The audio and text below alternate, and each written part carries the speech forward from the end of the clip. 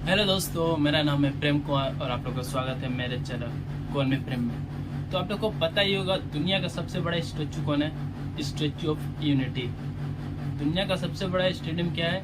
Narendra Modi stadium, जो गुजरात में है। आपको याद भी होगा हमारा लोटस टेम्पल, आपको याद होगा हमारा जो भी राम मंदिर बन रहा है, आपको ये भी याद होगा भारत का सबसे पहला बुलेट ट्रेन प्रोजेक्ट। ये सब जो है एल&टी कर रही है।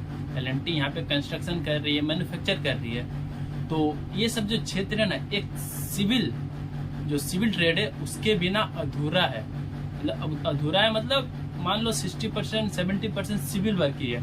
तो सिविल वर्क के बिना ये सब काम हो ही नहीं सकता है। तो अगर मान लो कोई ऐसा स्टूडेंट है जो 8 पास या 10 पास या 12 पास है, उसके पास कोई टेक्निकल ट्रेड या टेक्निकल कोई सर्टिफिकेट उसके पास नहीं है, तो आपको घबराने की कोई जरूरत नहीं है। जो सिविल ट्रेड है ना, उसके बिना आप लोग देख सकते हो स्टेचू ऑफ यूनिटी दुनिया का सबसे बड़ा स्टेचू है। तो वहां पे भी देखो सिविल वर्क सबसे ज्यादा हुआ है। और लोटस टेम्पल उधर भी देख लो सिविल वर्क सबसे ज्यादा हुआ है। राम मंदिर वो तो सिविल वर्क की है, पूरा सिविल वर्क है। बुलेट ट्रेन प्रोजेक्ट, ये सब जो आप मान लो बुलेट ट्रेन प्रोजेक्ट हाइट पे चल रही है, जो वहाँ पे ब्रिज बनाया गया है, सिविल वर्क के बिना ये सब इम्पॉसिबल है। तो आज मैं यही बताने वाला हूँ कोई ट्रेड है सिविल का, कौन कौन सा ट्रेड पे आप ज्वाइन करके आप अपना और आगे बढ़ सकते हो, कौन कौन ट्रेड आपके लिए लाभदायक हो सकती है। तो मान लो अगर आप एल&टी में ज्वाइन करना चाहते हो CSTI के थ्रू, तो मान लो CSTI में क्या क्या सिविल का ट्रेड है। एक है बार बेंडिंग, स्काफोल्डिंग, फॉर्मवर्क और कारपेंटर।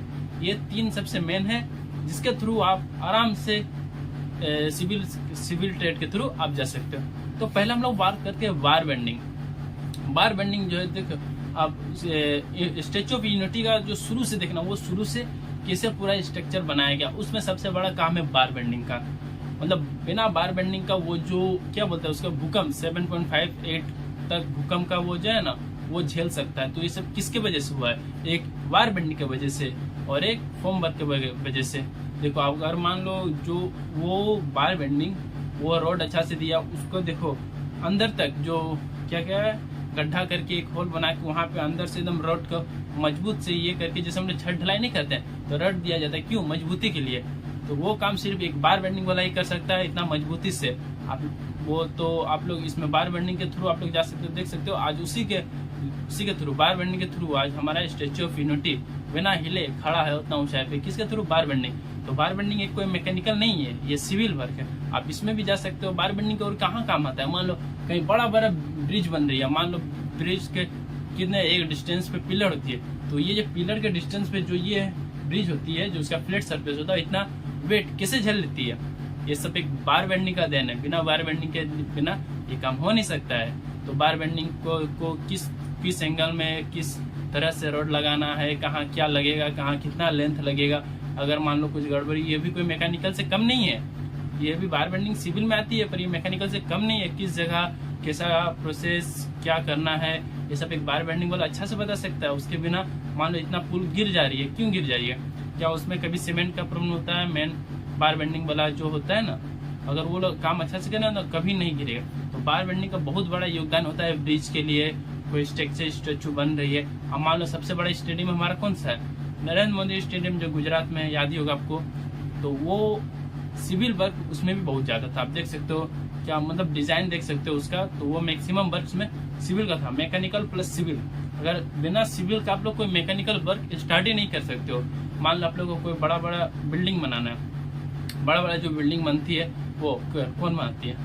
हम लोग। चाहे कोई ये मैकेनिकल पर जाकर तो बनाएगा नहीं कोई, क्यों? उसमें अगर मान लो कोई बिल्डिंग मैकेनिकल ट्रेड है, इलेक्ट्रिशियन मैकेनिकल, वो बिल्डिंग तो बनाएगा नहीं। बिल्डिंग बनाना है, अगर बिल्डिंग खड़ी है तो किसकी वजह से खड़ी है? बार बेंडिंग की वजह से। उसके जो पिलर बन रही है उसमें आप अच्छा रोड लगा रहे हो, ये जो कर रहा है, ये जो टेक्निक लगा रहा है, कहाँ वो इतनी बड़ी बड़ी समझ रहे हो, 20 15 फ्लोर 20 फ्लोर आज इतना खड़ा कैसे है? ये सब बार बेंडिंग की वजह से। तो ये मत सोचो कि हमारा सिविल ट्रेड है तो उतना ये नहीं है, बिना सिविल के कोई मैकेनिकल काम नहीं कर सकता, ये याद रखिएगा। दूसरा हमारा ट्रेड हो रहा है स्काफोल्डिंग का। हाँ मान लो स्काफोल्डिंग क्या है, मान लो कहीं बड़ा बड़ा बिल्डिंग बन रही है, एक फ्लोर बन गई 4 मीटर से ऊपर, ये स्काफोल्डिंग एंड टेम्पररी ये आपका फ्लोर होता है, जिसको मान लो इसमें आप लोग मशीन मैन उसमें आप ऊपर जाके काम कर सकते हैं। मान लो थोड़ा ऊपर जाना है, मान लो कहीं घर बनती है ना, देखते हो ना प्लस्तरा करते हैं, तो वो एक बना के करती है ना, तो वो उसी का सेम है। बट ये कहीं कहीं बड़ा बड़ा स्ट्रक्चर बन रही है, तो वहाँ पे स्काफ फोल्डिंग का बहुत बड़ा काम होता है। बिना स्काफ फोल्डिंग आप कोई भी हाइट वर्क नहीं कर सकते हो। आपको कोई भी हाइट में वर्क करना है, मान लो इतना बड़ा स्ट्रक्चर बना है, स्टैच्यू ऑफ यूनिटी इतना बड़ा है बना है, तो वो क्या हेलीकॉप्टर में झूल के तो नहीं किया है ना, वो स्काफ फोल्डिंग लगा के बनाया है। इतना बड़ा बड़ा जो बनी है, इतना ऊंचा ऊंचा, तो वो सब स्काफ फोल्डिंग के बिना अधूरा है। आप कोई भी हाइट वर्क बिना स्काफ फोल्डिंग का नहीं कर सकते। तो ये भी एक बहुत अच्छा आपके लिए अपॉर्चुनिटी है, स्काफ फोल्डिंग जो आपका सिविल में है। इसका क्या है, मान लो कहीं भी कोई भी ऊंचा काम बिना स्काफ फोल्डिंग के बिना हो ही नहीं सकता। कोई भी आप इसमें चल जाओ, कोई भी कंपनी में सबसे ज्यादा डिमांड अगर होती है, कोई भी ऊंची चीज अगर कोई भी बनाना हो ना, तो सबसे पहला आदमी को नजर आता है स्काफ फोल्डिंग, यार स्काफ फोल्डिंग वाला होना चाहिए, तब जाके मैं इतना बड़ा स्ट्रक्चर बना सकूंगा। दूसरा हमारा क्या, फोम वर्क। अब जो हमारा कारपेंटर है, मान लो कई जगह डिजाइन तैयारी करनी होती है, कहीं जगह फोम वर्क का बहुत ज्यादा काम आता है। बहुत जगह ऐसा है, मान लो आप स्काफ फोल्डिंग, मान लो आपको जो नहीं बोलते हैं ये बनाना, स्लैब जो बोलता है, उसको भी ढांचा तैयार करना होता है, फोम वर्क का वो काम है। तो ये सब जो सिविल, ये 3 ट्रेड है ना, बहुत ही इम्पोर्टेंट है ये हमारे कंस्ट्रक्शन क्षेत्र में। तो अगर आपको लगता है हाँ आपको ये काम करना है, आप इस क्षेत्र से आगे बढ़ सकते हो, तो ये सिविल ट्रेड आपके लिए बहुत ही अच्छा है। अगर आपको कोई दिक्कत हो इसमें, तो अगर आपको ज्वाइन करना है इस ट्रेड से, तो आप मेरे को कांटेक्ट कर सकते हो। अगर आपको इसमें और कुछ भी डाउट है, मान लो इतना इसके बिना आप सोच लो, सिविल वर्क के बिना मैकेनिकल वर्क स्टार्ट नहीं हो सकता है। अब मान लो इलेक्ट्रिशियन, हम जब तक वेल्डिंग नहीं बनेगी तब तक इलेक्ट्रिकल वाला नहीं आएगा। मान लो ब्रिज बनाना है, ब्रिज के ऊपर फिर पटरी लगाना, फिर जाके बुलेट ट्रेन आएगी। ब्रिज बनाना है, पटरी लगी, फिर बुलेट ट्रेन आएगी।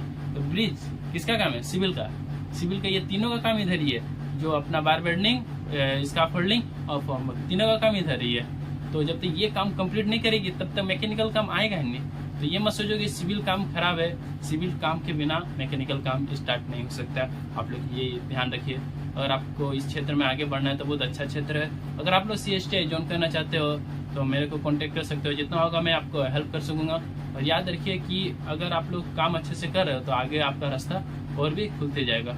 अगर कोई भी आप मान लो इसमें CSTI ये 3 ट्रेड में देती है, मान लो दिल्ली हो गया, अपना कोलकाता हो गया, या मान लो अपना कटक में हो गया, मुंबई में भी है, तो आप लोग एक गुजरात में भी अपना, तो आप मान लो इस क्षेत्र से कहीं से आप सामने हो, तो आप मैं मोबाइल नंबर दे दे रहा, आप डायरेक्ट मेरे को कांटेक्ट कर सकते हो सकता है तो मैं आपका हेल्प कर सकता हूँ और कुछ बता सकता हूँ, क्योंकि एक वीडियो में इतना ज़्यादा लंबा बता नहीं सकता। तो अगर ये मत सोचो कि अगर सिविल है तो खराब है। अगर आपके पास कोई टेक्निकल कोर्स नहीं है, ITI नहीं है, डिप्लोमा नहीं है, मान लो आप 8 पास हो, आपका घर में प्रेशर है, आप काम करना चाहते हो, तो इसके थ्रू आप ज्वाइन कर सकते हैं। बहुत ही अच्छा अपॉर्चुनिटी है आपके लिए।